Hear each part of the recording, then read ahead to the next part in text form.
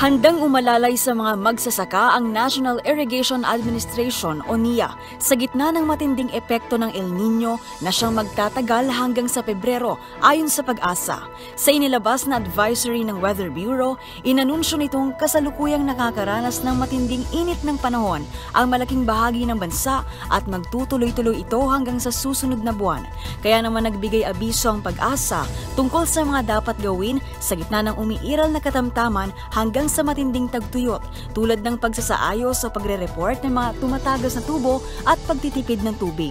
Samantala sa panayam kay NIA Administrator Engineer Eduardo Eddie Guillen, sila ay nakapagplano na tungkol sa gagawing pag-alalay sa ating mga kababayang magsasaka na maapektuhan ng matinding tagtuyot. So, may planning na po kami. Sinabi na po namin yung area na hindi kayang patubigan at ito'y may i-coordinate na po natin sa DA para sila naman ay magtanim ng high-value crops.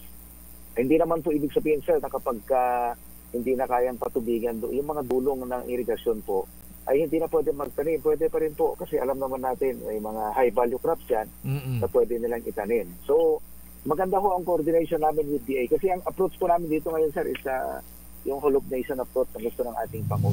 Dagdag pa ni Guillen, nakaalalay din daw ang Department of Social Welfare and Development, gayon din ang Department of Labor and Employment para mabigyan ng trabaho ang mga magsasaka sakaling hindi makadaloy ang tubig sa irigasyon. Samantala, nauna nang sinabi ni Department of Science and Technology Secretary Renato Solidum Jr. na mataas ang tsansang makaranas ang bansa ng matinding tagtuyot hanggang Mayo at inaasahang nasa 77% ng mga probinsya o nasa 65 probinsya sa bansa ang maaapektuhan.